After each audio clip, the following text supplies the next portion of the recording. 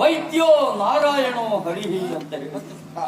ವೈದ್ಯನಿಗೆ ರೋಗಿ ಕೇವಲ ರೋಗಿ ಅಂತ ಅನಿಸಿಕೊಳ್ಳುವುದಿಲ್ಲ.